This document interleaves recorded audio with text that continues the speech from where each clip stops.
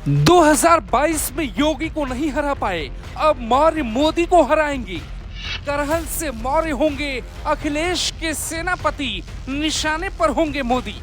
अखिलेश मौर्य की नई प्लानिंग, योगी को छोड़ो मोदी को हराओ। अखिलेश यादव को सीएम ना बनने का दुख कम है, स्वामी प्रसाद मौर्य के हारने का दुख ज्यादा है। देश के नेताओं को भारी डर है, अगर 2024 में मोदी चुनाव तीसरी बार जीत गए तो सबका राजनीतिक भविष्य खत्म हो जाएगा। इसीलिए अखिलेश यादव अपना आखिरी दांव भी चलने को तैयार हैं। ऑपरेशन मोदी आउट तैयार हो रहा है। अखिलेश यादव और स्वामी प्रसाद मौर्य की जोड़ी मिलकर योगी को नहीं हरा पाई तो क्या मोदी को हराने का सपना साकार हो जाएगा? 2024 चुनाव के लिए अखिलेश यादव ने मास्टर प्लान तैयार किया है। उस मास्टर प्लान में अखिलेश यादव के सबसे खास साथी हैं स्वामी प्रसाद मौर्य। वो कैसे, समझिए। विधानसभा चुनाव में मिली हार की समीक्षा किए बिना मोदी के लिए जाल बुनना क्या एक अनुभवी नेता का कदम हो सकता है? करहल की जनता ने अखिलेश यादव को चुनाव जिताया, लेकिन अब वो अपनी सीट छोड़ देंगे और वहां से स्वामी प्रसाद मौर्य उपचुनाव लड़ सकते हैं। अगर ऐसा होता है तो करहल की जनता के साथ एक बड़ा धोखा होगा, यानी मौर्य करहल से विधायकी लड़ेंगे। अब जिन लोगों को ये समझना है कि अखिलेश के सांसद रहने पे ज्यादा फायदा होगा या फिर विधायक रहने पर, तो हम आपको समझाते हैं। एक बार की बात है, दिल्ली में तैयारी हो रही थी, चर्चा थी कि मुलायम सिंह यादव प्रधानमंत्री बनेंगे, लेकिन मुलायम सिंह यादव ने ये कह दिया था कि हम लखनऊ में मूंगफली बेच लेंगे लेकिन दिल्ली नहीं जाएंगे, क्योंकि उस वक्त समाजवादी पार्टी की स्थिति ठीक नहीं थी। इस बयान से यूपी की जनता में मुलायम सिंह यादव के लिए भरोसा उमड़ा और नतीजा मुलायम सिंह यादव सत्ता में आए। लेकिन ऐसे वक्त में जब जनता को अखिलेश यादव पे भरोसा नहीं है तो फिर वो यूपी छोड़कर दिल्ली क्यों जाना चाहते हैं? अखिलेश अगर विधायकी रखते तो सदन में योगी का मुकाबला करते और सरकार को घेरते।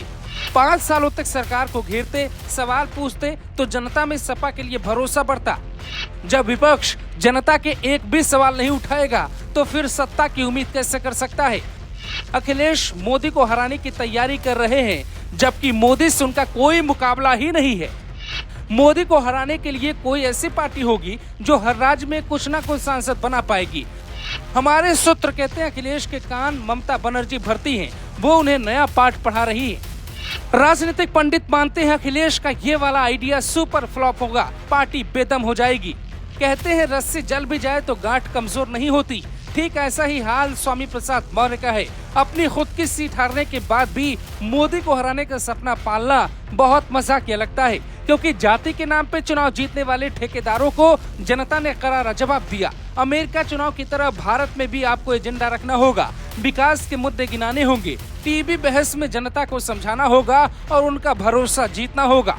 सिर्फ एक जाति एक धर्म की बात कर सत्ता नहीं मिल सकती। स्वामी प्रसाद मौर्य की बेटी संघमित्रा तो हर गली मोहल्ले ये कहती हैं कि वो बीजेपी में ही रहेंगी। कुछ दिन पहले पार्टी से बगावत का ऐलान कर दिया, लेकिन सपा के हारते ही बेटी के सुर बदल गए और पिता छोड़ मोदी के साथ खड़ी हो गई। लेकिन सवाल उठता है कि समाजवादी पार्टी हाल ही में विधानसभा चुनाव हारकर क्या लोकसभा चुनाव की जीत का ख्वाब देख सकती है? क्योंकि लोग कहते हैं कि अखिलेश की हालत दुविधा में कहीं ऐसी न हो जाए कि न माया मिली न राम, क्योंकि ऐसा भी संभव है कि सही नेतृत्व न मिलने से सपा यूपी विधानसभा में कमजोर हो जाए और मोदी मैजिक के आगे अखिलेश के हाथ फिर से खाली रह जाए, जो आज के दौर के हिसाब से मुश्किल नहीं लगता, क्योंकि हर तरफ मोदी और योगी का जादू है। साल 2024 का लोकसभा चुनाव यादव मुस्लिम मौर्य के नाम पर नहीं बल्कि देश के मुद्दे पर होगा और तब अखिलेश की साइकिल 5वीं बार संकट में होगी।